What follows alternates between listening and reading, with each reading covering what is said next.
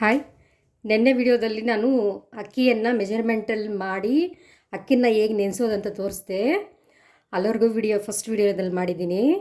ಈಗ ಸೆಕೆಂಡ್ ವಿಡಿಯೋದಲ್ಲಿ ಅಕ್ಕಿನ ಆದಮೇಲೆ ನೆಕ್ಸ್ಟ್ ಸ್ಟೆಪ್ ಇದು ಏನಪ್ಪ ಅಂದರೆ, ನಾನು ಸಾಟರ್ಡೆ ನೆನೆಸಿದ್ದು. ಸಾಟರ್ಡೆ 5 o'clock ಏನೋ ಅಕ್ಕಿನೆಲ್ಲ ನೆನೆಸಿಟ್ಟಿದ್ದೆ. ಒಂದು 3 hours ಏನೋ ನೆಂದಿದೆ. ಆಮೇಲೆ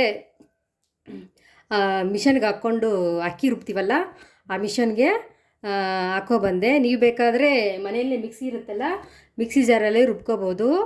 ನಾನು ಯಾವಾಗಲೂ ಅಕ್ಕಿ ರುಬ್ಬೋ ಮಿಷನಿಂದನೇ ಹಾಕೋಬರ್ತೀನಿ. ಹಾಕೋಬಂದು ನೈಟು ಅರ್ಧ, ಅಂದರೆ ನಾನು ಹಾಕಿರೋ ಮೆಜರ್ಮೆಂಟ್ ಪ್ರಕಾರ 10 ಜನಕ್ಕೆ ಒಂದು ಹೊತ್ತಿಗೆ 10 ಜನಕ್ಕೆ ದೋಸೆ ಆಗುತ್ತೆ. ಆದರೆ ನಾವಿರೋದು 4 ಜನ. ಅದಕ್ಕೆ ನಾನು ಅರ್ಧ ಹಿಟ್ಟನ್ನು ತೆಗೆದು ಇನ್ನು ಅರ್ಧ ಹಿಟ್ಟನ್ನು ಫ್ರಿಜ್ಜಲ್ಲಿ ಇಟ್ಟಿದ್ದೀನಿ. ಈಗ ಅರ್ಧ ಹಿಟ್ಟಿನ ಹೊರಗಡೆ ಇಟ್ಟಿದ್ನಲ್ಲ, ಆ ಹಿಟ್ಟನ್ನು ತೋರಿಸ್ತೀನಿ ಹೆಂಗಾಗಿದೆ ಅಂತ. ನೋಡಿ, ನಾನು ಅಕ್ಕಿ ಬಂದಮೇಲೆ ಅರ್ಧ ಹಿಟ್ಟನ್ನು ಈ ಪಾತ್ರೆಗಾಗಿ ಇಟ್ಟಿದ್ದೀನಿ. ಈಗ ನೋಡಿ, ಎಲ್ಲ ಬಂದಿದೆ. ಈಗ ದೋಸೆ ಹಾಕೋಕ್ಕೆ ರೆಡಿ ಇದೆ. ನಾನು ಇದಕ್ಕೆ ಸ್ವಲ್ಪ ಉಪ್ಪು ಮತ್ತು ನೀರು ಹಾಕಿ ಕಲಿಸ್ತೀನಿ.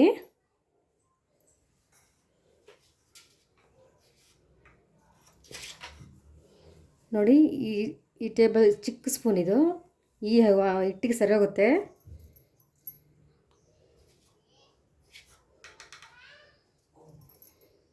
ಈಗ ನೆಕ್ಸ್ಟ್ ನೀರು ಹಾಕ್ತಾಯಿದ್ದೀನಿ. ನೋಡಿ, ನೀರು ಜಾಸ್ತಿ ಹಾಕ್ಬಾರ್ದು, ಸ್ವಲ್ಪ ನೋಡ್ಕೊಂಡು ಹಾಕ್ಕೋಬೇಕು. ಅಂದರೆ ಅಷ್ಟು ನೀರು ಥರನೂ ಆಗಬಾರ್ದು, ಅಷ್ಟು ಗಟ್ಟಿನೂ ಆಗಬಾರ್ದು.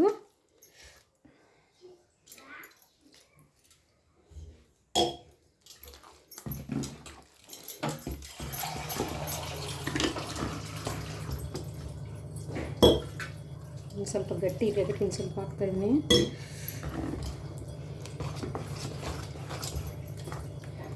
ನೋಡಿ, ಇನ್ನು ಚೆನ್ನಾಗಿ ಕಲಿಸ್ತಾ ಇದ್ದೀನಿ. ತಿಕ್ಕಾಗಿದೆ ಅನಿಸ್ತು. ಸ್ವಲ್ಪ ನೀರು ಹಾಕ್ಕೊಳ್ಳೋಣ.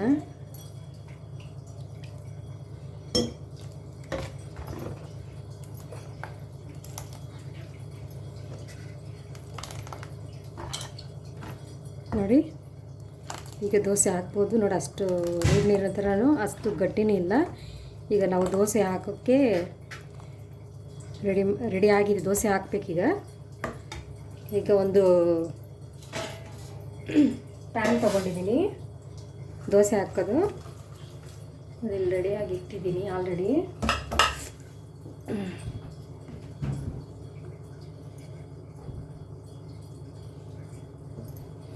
ಈಗ ನಾನು ಸ್ಟವ್ ಆಲ್ರೆಡಿ ಆನ್ ಮಾಡಿ ಇಟ್ಟಿದ್ದೆ. ಸ್ವಲ್ಪ ಬಿಸಿಯಾಗಿದೆ ಈ ಪ್ಯಾನು. ಫಸ್ಟ್ ಅದಕ್ಕೆ ನಾವು ಸ್ವಲ್ಪ ನೀರು ಹಾಕೋಣ. ನೋಡಿ, ಹಾಕಿದ್ದೀನಿ.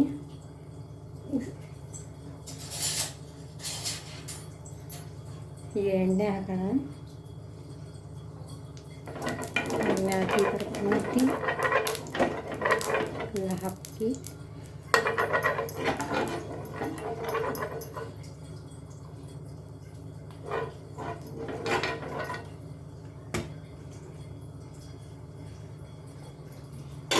ಇವಾಗ ಫುಲ್ ಮೀಡಿಯಮ್ ಫ್ಲೇಮಲ್ಲಿ ಇಟ್ಕೊಳ್ಳಿ.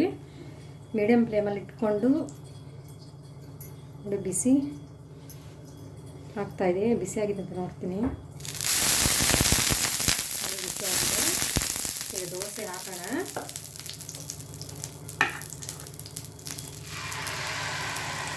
ದೋಸೆ ಹಾಕ್ಬಿಟ್ಟು ಈ ಥರ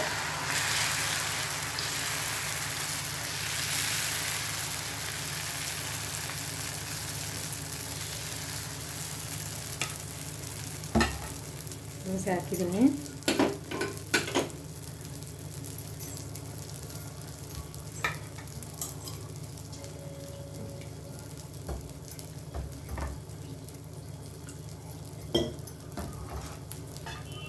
ದೋಸೆ ಬ್ರೌನ್ ಕಲರ್ ಬರಲಿ.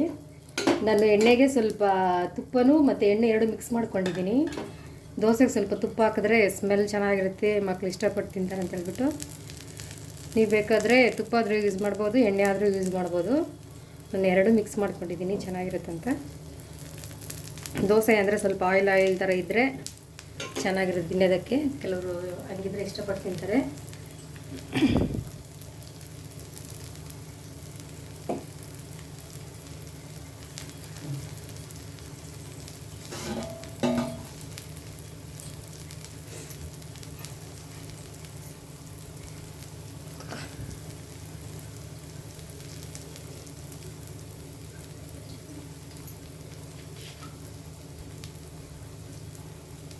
ನಾನು ಉಪ್ಪು ಸ್ವಲ್ಪ ನೋಡ್ಕೊಂಡು ಹಾಕಿದೆ. ನೀವು ಬೇಕಾದರೆ ಟೇಸ್ಟ್ ನೋಡಿಬಿಟ್ಟು ಉಪ್ಪು ಕಡಿಮೆ ಇದೆ ಅಂತಂದರೆ ಸ್ವಲ್ಪ ಆ್ಯಡ್ ಮಾಡ್ಕೋಬೋದು, ಇಲ್ಲಾಂದರೆ ಅದನ್ನು ಹಾಕ್ತಾ ಇರ್ಬೋದು. ನಾನು ಈಗ ಸ್ವಲ್ಪ ಉಪ್ಪು ಕಡಿಮೆ ಇತ್ತಂತ ಇನ್ನು ಸ್ವಲ್ಪ ಆ್ಯಡ್ ಮಾಡಿದೆ.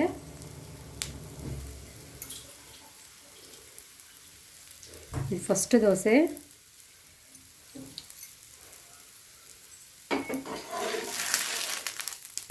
ನೋಡಿ,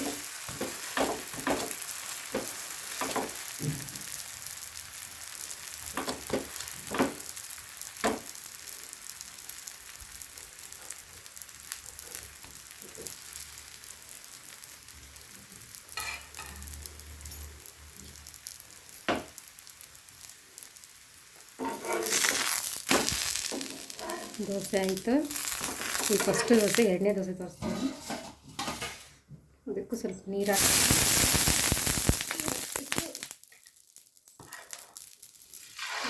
ದೋಸೆ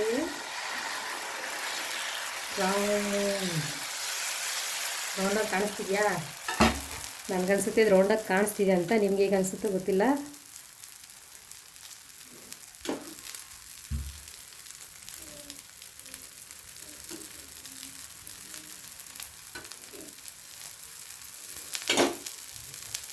ರೌಂಡ್ ದೋಸೆ ರೆಡಿ. ನೋಡಿ, ಹಿಟ್ಟು ಚೆನ್ನಾಗಿ ಉಬ್ಕೊ ಬಂದಿದೆ ಅಂದರೆ ದೋಸೆ ಆಗೋಕ್ಕೆ ರೆಡಿ ಇತ್ತು. ಅದಕ್ಕೆ ನಾನು ಫುಲ್ ನೈಟೆಲ್ಲ ಹಂಗೆ ಹೊರಗಡೆ ಇಟ್ಟಿದ್ದೆ. ನಾನು ಯಾವಾಗಲೂ ಸಂಡೇನೇ ದೋಸೆ ಮಾಡೋದು. ಯಾಕಂದರೆ ದೋಸೆಗೆ ಚಟ್ನಿ ಮತ್ತು ಪಲ್ಯ ಎರಡೂ ಮಾಡಬೇಕು. ಸ್ಕೂಲಿರೋ ಟೈಮಲ್ಲಿ ಅಷ್ಟು ಫಾಸ್ಟಾಗಿ ಮಾರ್ನಿಂಗ್ ಮಾಡೋಕ್ಕಾಗಲ್ಲ. ಅದಕ್ಕೆ ಸಂಡೇ ಆದರೆ ನಿಧಾನಕ್ಕೆ ಮಾಡ್ಕೋಬೋದು ಅಂತ ಹೇಳ್ಬಿಟ್ಟು ನಾನು ಸಂಡೇನೇ ದೋಸೆ ಮಾಡೋದು ಜಾಸ್ತಿ. ಬಟ್ ಯಾವಾಗಾದರೂ ರಜೆ ಇದ್ದರೆ ಮಾತ್ರ ಮಿಕ್ಕಿದ ಟೈಮ್ ಮಾಡ್ತೀನಿ.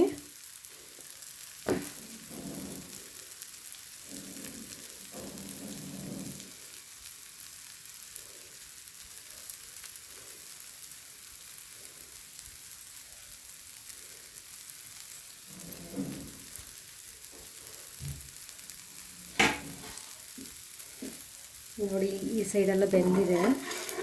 ಸ್ವಲ್ಪ ಈ ಕಡೆ ಸ್ವಲ್ಪ ಕಲರ್ ಚೇಂಜ್ ಆಗಲಿ. ನೋಡಿ ಹೇಗಿದೆ.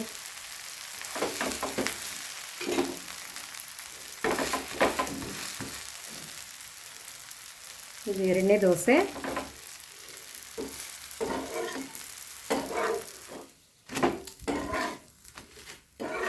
ನೋಡಿ, ಮಸಾಲೆ ದೋಸೆ ಥರನೇ ಬಂದಿದೆ. ನಾನಂತೂ ನನ್ನ ದೋಸೆ ಅಂದರೆ ನನಗೇನೆ ಇಷ್ಟ.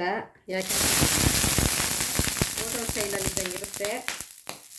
ನನ್ನ ದೋಸೆ ನನಗೆ ಇಷ್ಟ ಆಗಿಬಿಟ್ಟಿದೆ. ಅದಕ್ಕೆ ನಾವು ಮನೆಯಲ್ಲೇ ಜಾಸ್ತಿ ದೋಸೆ ಎಲ್ಲ ಹೊರಗಡೆ ತಿನ್ನಲ್ಲ, ಮನೆಯಲ್ಲೇ ಮಾಡ್ಕೊಂಡು ತಿಂತೀವಿ.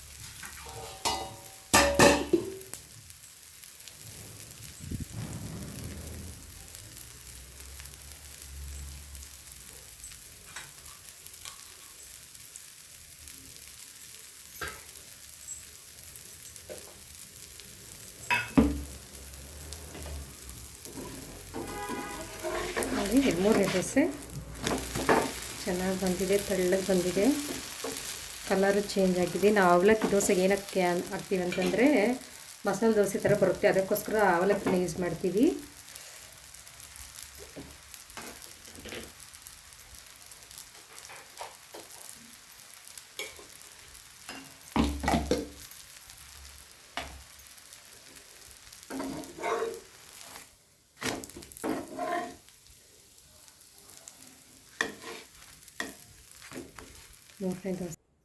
ನೋಡಿ ದೋಸೆ ಪಲ್ಯ ಚಟ್ನಿ ಮಾಡಿದ್ದೀನಿ. ಇದು ಚಟ್ನಿ ಮತ್ತು ಪಲ್ಯ ನಾನು ವೀಡಿಯೋ ಮಾಡಿಲ್ಲ, ಸೊ ಇನ್ನೊಂದು ವೀಡಿಯೋ ಮಾಡಿ ನಿಮ್ಗೆ ಕಳಿಸ್ತೀನಿ. ದೋಸೆ ಹೇಗಿದೆ ಅಂತ ನೋಡಿ, ತುಂಬ ಚೆನ್ನಾಗಿ ಬಂದೈತೆ, ಕ್ರಿಸ್ಪಿ ಥರ ಬಂದಿದೆ.